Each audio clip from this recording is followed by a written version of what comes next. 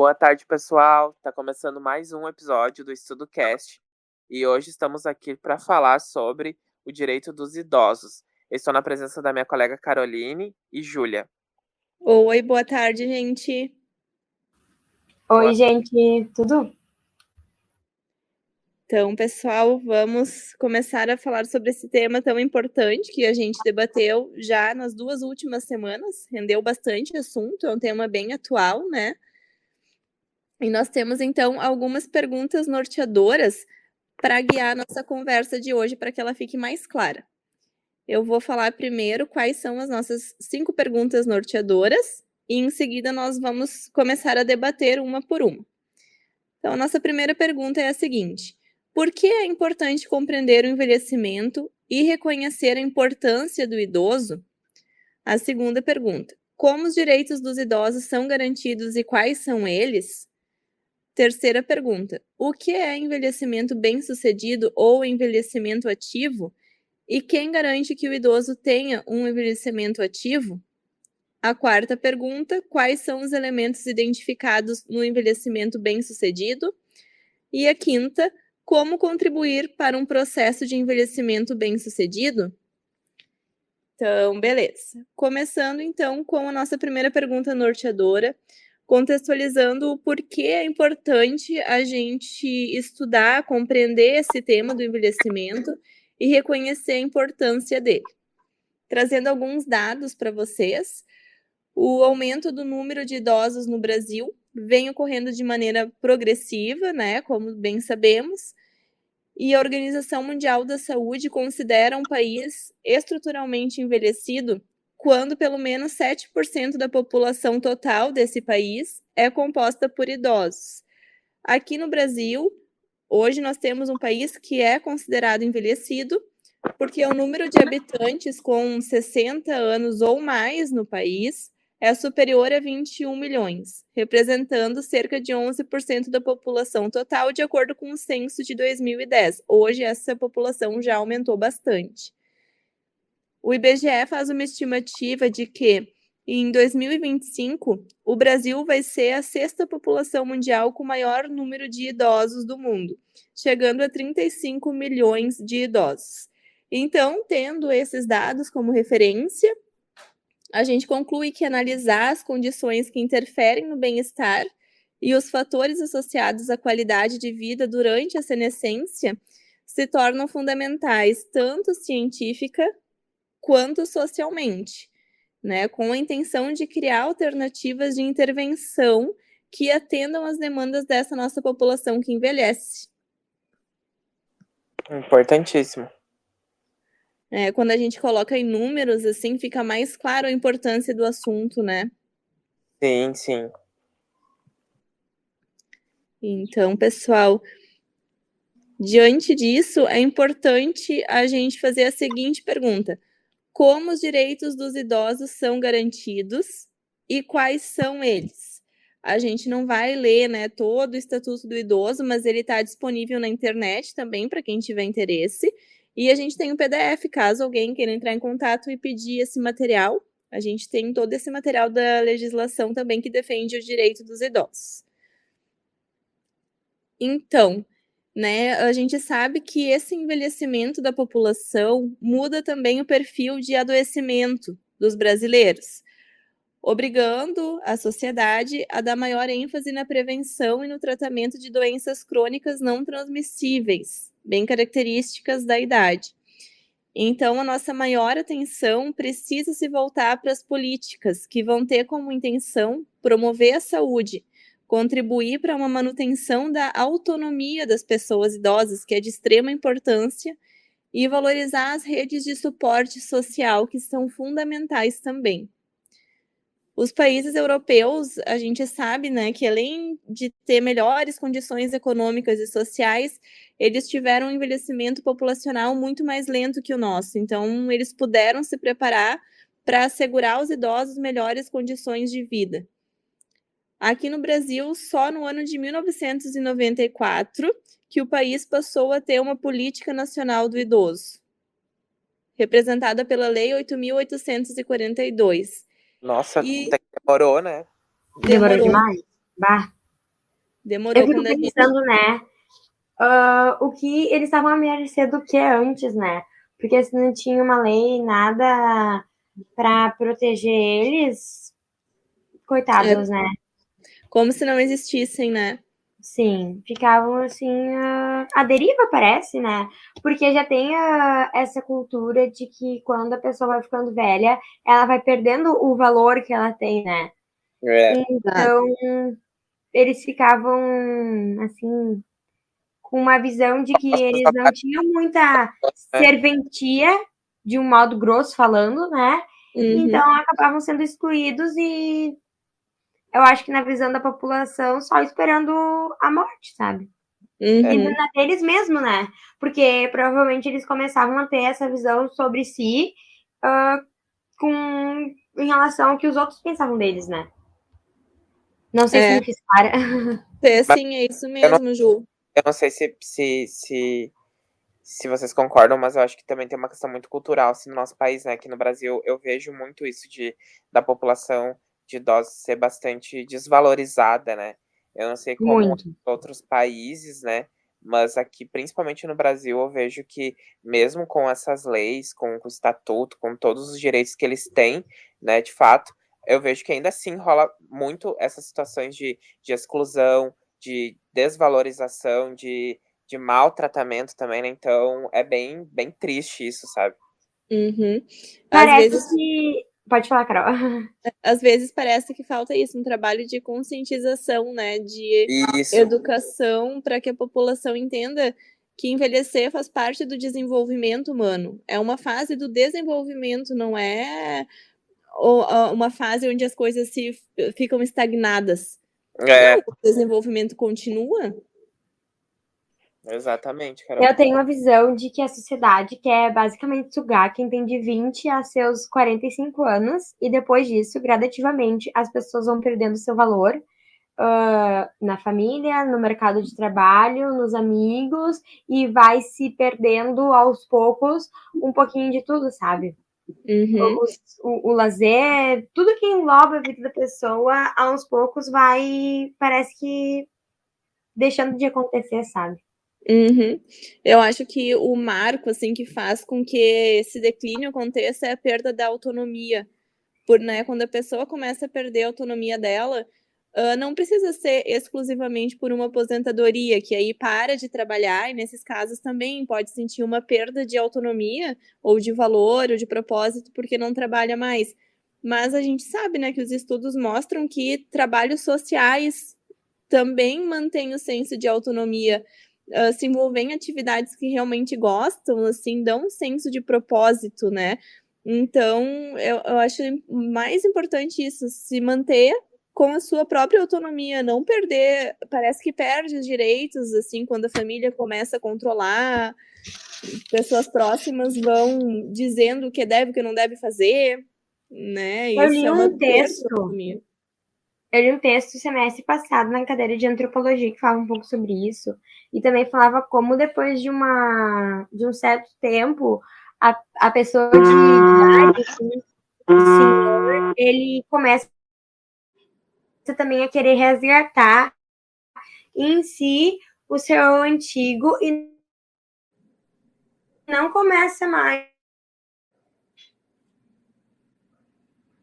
a se sentir realizado que e tem muita saudade do que já voltando. Tu vai conversar com uma pessoa idosa, ela tá sempre voltando no passado, tá sempre resgatando o que já foi vivido, o que não tá mais ali, porque com certeza foi uma fase importante para ela, porque aquilo foi valorizado, e também para os outros foi valorizado, foi importante quando ela se sentia útil, quando ela estava se sentindo mais saudável, sabe? Eu acho que eles principalmente sofrem com isso, com olhar para trás e ver que já foram mais ativos e hoje não serem tanto, não porque não querem, mas porque têm suas limitações devido à idade.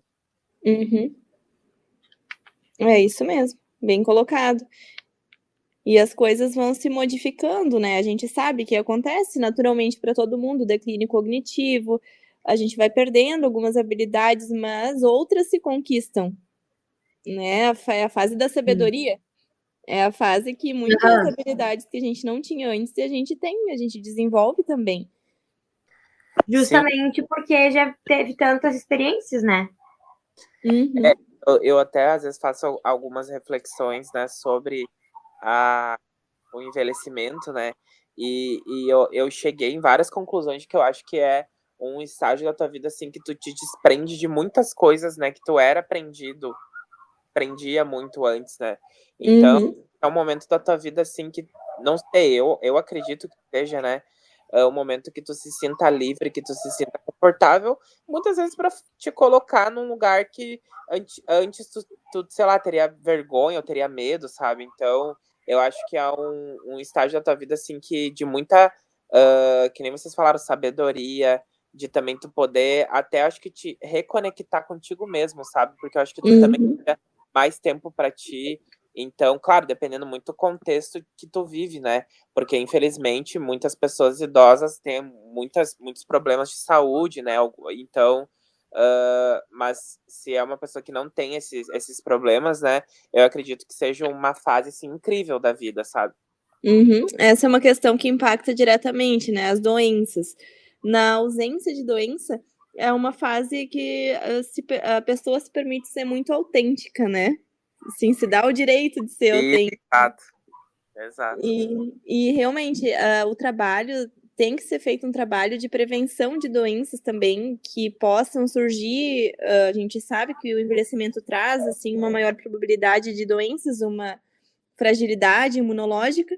Então, a doença impacta diretamente na qualidade de vida, né? Então, se conseguir trabalhar para manter uma saúde, para se manter uma pessoa ativa e saudável, vai desfrutar muito melhor dessa fase da vida, sem dúvidas. Então, depois que a lei foi criada, em 1994, né, essa Política Nacional do Idoso, 5 anos depois foi editada a Política Nacional de Saúde do Idoso, e o Estatuto do Idoso foi elaborado em 2003, bem depois. O Estatuto do Idoso ele foi elaborado com intensa participação das entidades que defendem os interesses das pessoas idosas. Foi aprovado pelo Congresso Nacional e sancionado pelo presidente Lula em 2003. Esse estatuto ampliou muito a resposta do Estado e da sociedade às necessidades dessas pessoas. O que o estatuto traz para a gente?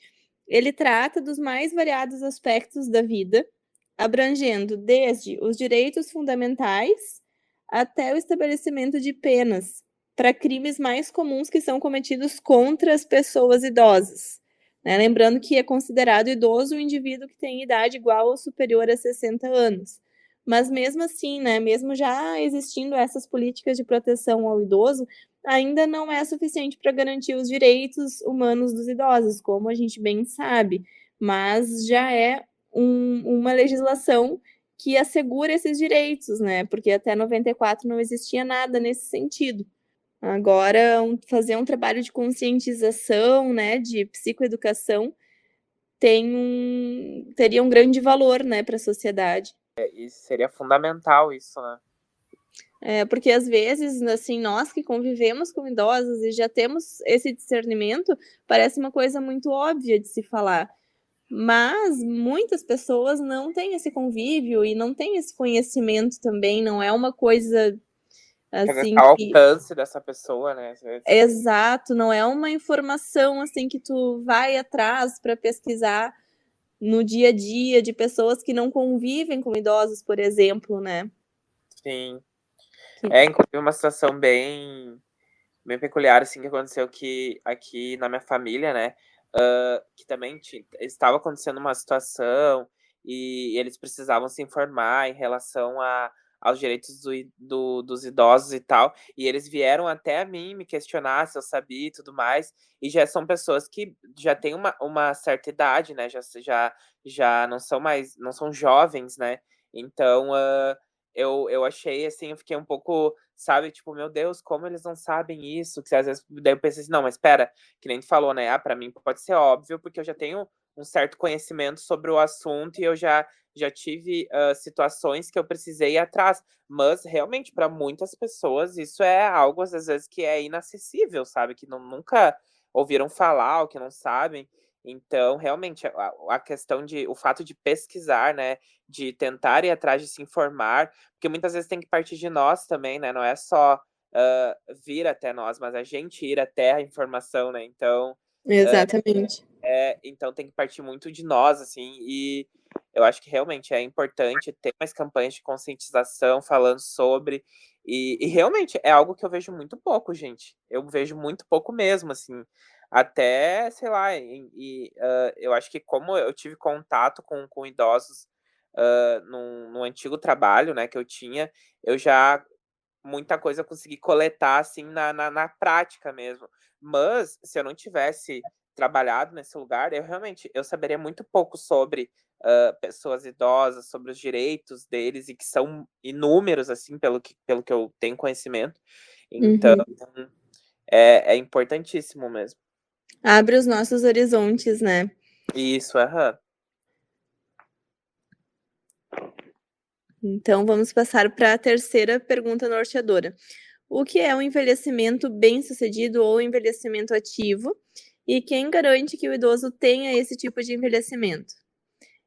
Então, essa política de envelhecimento ativo, ela foi proposta pela Organização Mundial da Saúde e enfatiza que envelhecer bem não é apenas responsabilidade daquele indivíduo que envelhece, e sim um processo que deve ser respaldado por políticas públicas e por iniciativas sociais e de saúde ao longo da vida, né? Então aí o idoso tem direito a esse suporte. O conceito de envelhecimento bem-sucedido, ele tem sido discutido sob uma perspectiva biomédica e psicossocial. Não existe ainda consenso sobre o que seria um envelhecimento bem-sucedido.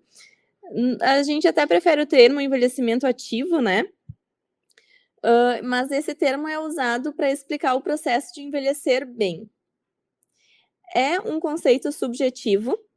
Essa subjetividade está relacionada à individualidade e às diferenças socioculturais das pessoas.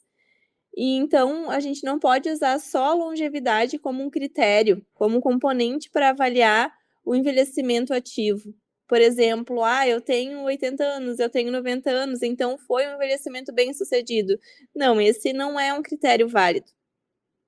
A gente tem que avaliar muito mais que isso, Fator de né? longevidade, né, não é nem como eu posso explicar, do processo, né, mais uma questão de números mesmo, né, que não tem nada a ver, né.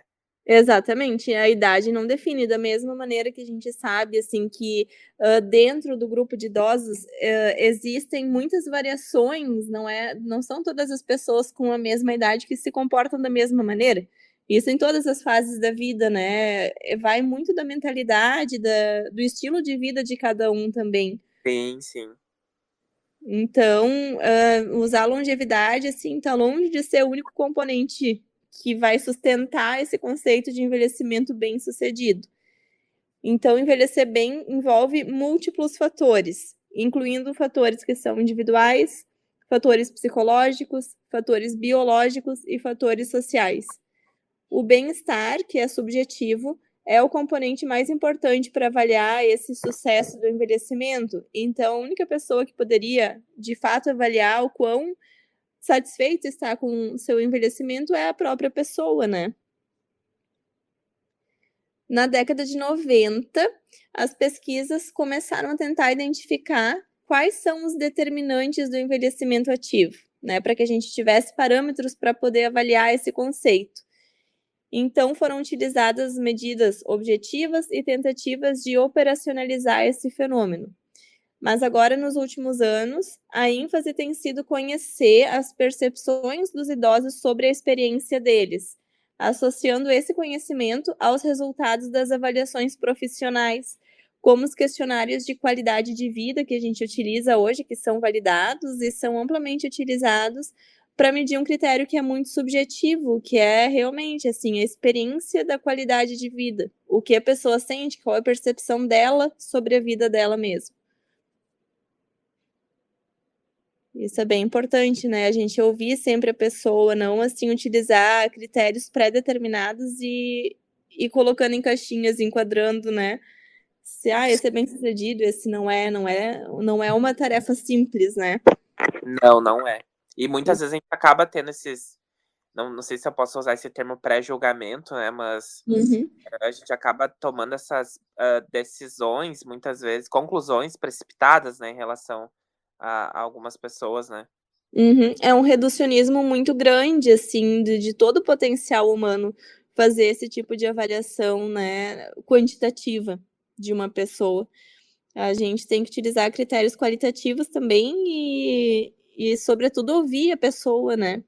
Então, passando para nossa quarta pergunta norteadora, quais são os elementos identificados no envelhecimento bem-sucedido?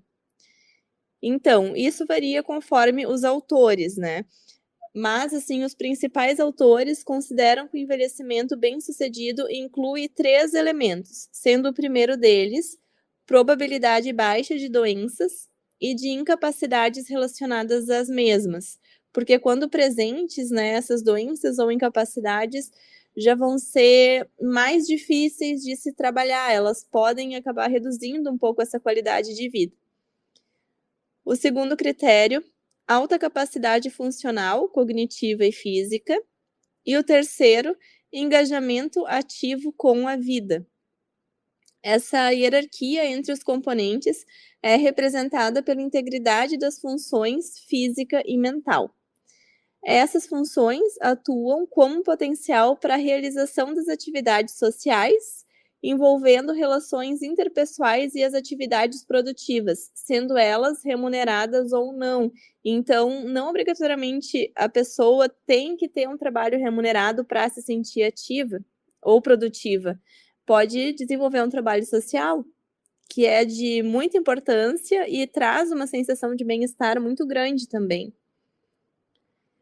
Então, tem alguns fatores preditores que variam conforme os autores, mas alguns deles se destacam como sendo fatores preditores do envelhecimento bem-sucedido. São eles: nível educacional elevado, prática de atividades físicas regulares, senso de autoeficácia, que é aquele sentimento de capacidade, né? Eu sou capaz de fazer isso, é um senso de autoeficácia. A participação social é super importante também, e a ausência de doenças crônicas.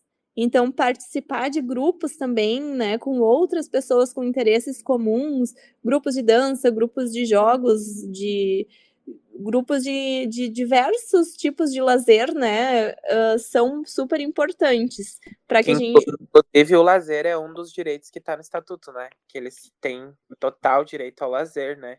Exatamente. Às vezes, quando a gente fala em direitos, parece que são só sobre coisas punitivas, assim, né? Que se esse direito for desrespeitado, vai ter essa punição.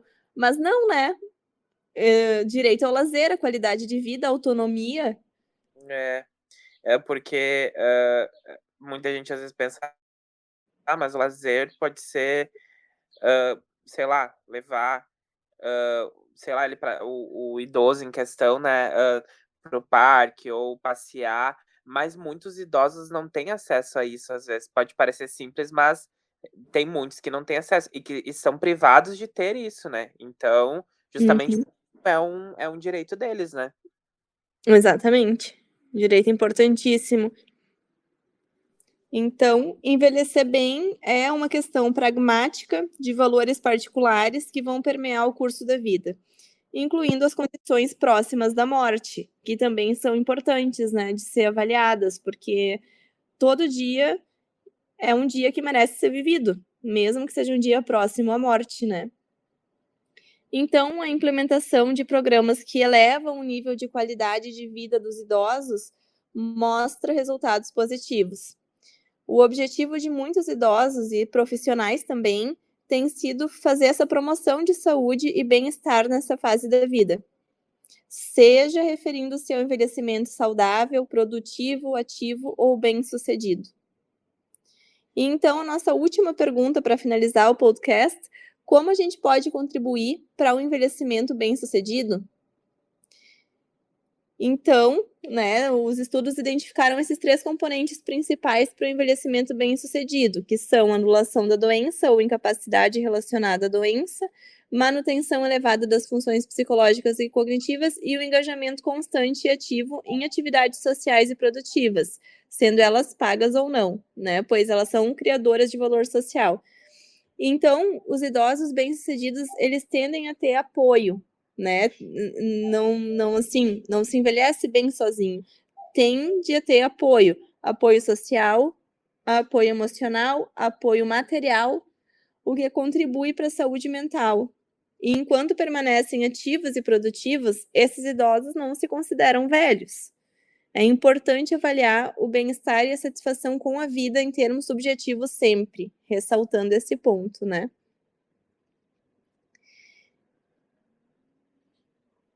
Então, gente, o envelhecimento bem-sucedido, ele vai envolver essa otimização seletiva com compensação, ou seja, fortalecimento das funções cognitivas, com o uso de habilidades mais desenvolvidas para compensar aquelas que se tornam mais fracas. É o que a gente estava falando antes, a gente perde algumas habilidades, reduz o nível de algumas habilidades, mas a gente compensa com outras habilidades, né? Sim. E também eu acho que a gente pode, eu não sei se é essa palavra certa, mas prevenir a perda desses,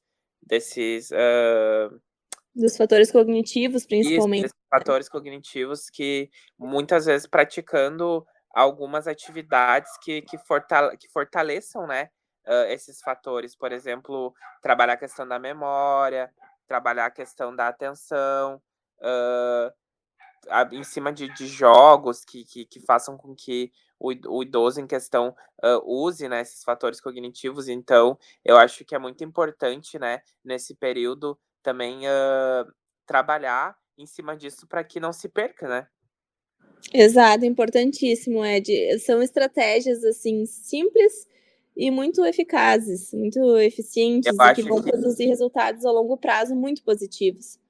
exatamente. Acho que principalmente no tratamento para Alzheimer, eu posso estar enganado no que eu tô falando aqui, mas eles já fazem esse tipo de atividades que façam com que o idoso trabalhe, né, esses fatores cognitivos para justamente ele não perder ele, né? Porque o Alzheimer é uma doença que não bate na porta ele te avisando que ela vai chegar, né? Quando Uhum.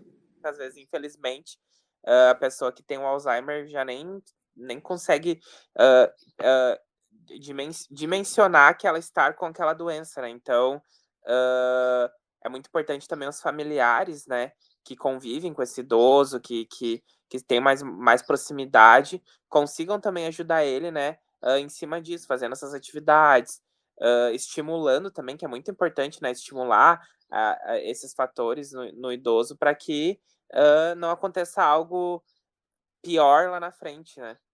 Exato, para quadros demenciais em geral, né? E Esses reforços cognitivos são muito importantes. E uma questão importante é essa necessidade de esquema de vida adequado, de assistência, né, para essas pessoas que não podem mais se manter sozinhas.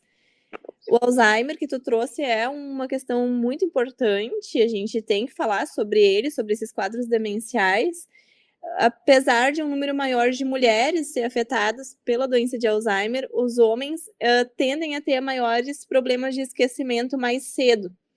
E essa tendência pode ter consequências práticas mais imediatas para aqueles que estão entrando nas últimas fases da vida. Então, a gente tem que estar sempre atento também a essas perdas cognitivas.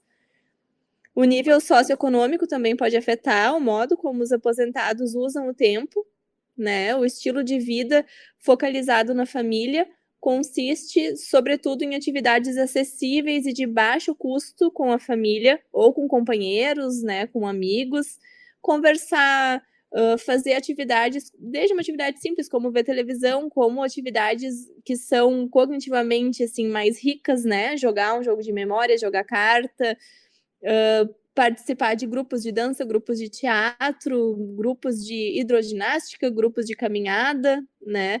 Visitar parentes e amigos, entre outros. O trabalho voluntário também está muito ligado ao bem-estar durante essa fase de aposentadoria. E o investimento que a gente chama de investimento equilibrado é típico de pessoas que conseguem distribuir melhor o seu tempo entre família, trabalho e lazer. Então, depende muito da faixa etária do idoso, porque começa com 60 anos, né? Então, a gente tem variações grandes de quais são as atividades praticadas durante esse período. Por exemplo, viajar regularmente, participar de eventos culturais, podem produzir uma satisfação maior em aposentados mais jovens ou idosos mais jovens e mais satisfeitos com a sua qualidade de vida.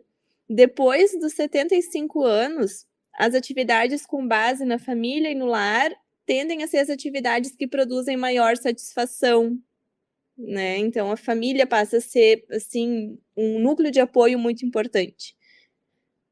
Para adultos com deficiência, ou para aqueles que é difícil conseguir se manter sozinhos, qualquer tipo de apoio secundário é importante, como refeições, transporte, amparo à saúde em domicílio. Tudo isso pode ajudar a pessoa a permanecer no seu lar.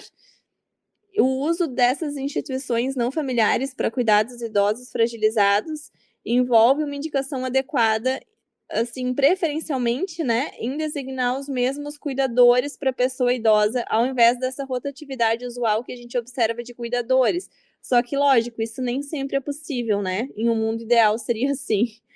Né, os cuidadores estabeleceriam um vínculo com os idosos, né, e conseguiriam manter uma qualidade mais adequada para que a pessoa não se sinta, assim, abandonada de alguma maneira, né? Sim. Tá aí um trabalho que eu admiro muito, que é o de cuidadores de idosos, assim, que eu bato palma para eles, assim, porque é um trabalho bem desafiador, né? Uhum. É um desafio muito grande, porque são pessoas que exigem muito cuidado também, né? As demandas são muito grandes. Depende o caso, lógico, né? Mas assim, já vem uma fragilidade natural com a idade, com a senescência. Sim, sim. E os cuidadores são pessoas muito presentes, eles observam muito as necessidades individuais de cada um dos idosos que eles cuidam, né? Às vezes cuidam de um grupo grande, não é de um idoso só. Para concluir o nosso argumento do podcast de hoje, assim, para finalizar, o apoio à autonomia e o aumento na percepção das opções e da liberdade disponíveis para os idosos resultam num aumento da motivação para tentar várias atividades diárias e ajustamento psicológico e bem-estar. Então, assim, esse senso de autonomia, poder observar as demandas que aparecem e ir atendendo elas, né, individualmente, assim, com foco naquilo que a pessoa precisa naquele momento, né? Não tem nenhuma fórmula mágica, não existem critérios específicos, né? Mas eu acho que se a gente puder olhar com mais carinho, mais atenção, conversar com as pessoas idosas, assim, como uma conversa normal, né? Não descartando o idoso como alguém já sem valor social, mas sim com alguém com muita sabedoria, né? E muito a acrescentar para mudar essa dinâmica de relacionamentos que a gente vê hoje, assim, por aí, né? E principalmente, né, sempre mantendo o respeito e também o amor, né, por essas pessoas que muitas vezes são papéis, são figuras importantíssimas nas nossas vidas, né? Os avós, né? Então, também pais e mães, né? E eu acho que o amor e o respeito sempre tem que prevalecer. Eu acho que isso, não sei, isso muda muita coisa, sabe? Então, sempre tentar manter. Pode falar. Ah, é isso mesmo. Eu ia concordar contigo e falar que eu noto muito como eles recebem amor de uma forma tão. Claro, todo mundo recebe de uma forma positiva, né?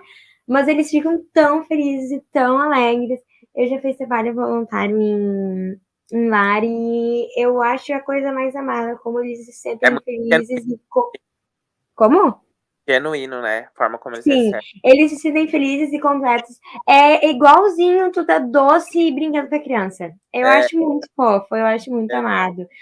É muito bom e tu se sente também, quando tu faz essa boa ação e dá carinho, atenção, tu se sente também tão feliz, porque tu viu que é algo tão simples e tão natural muitas vezes, né? Porque é de nós amar as pessoas, né?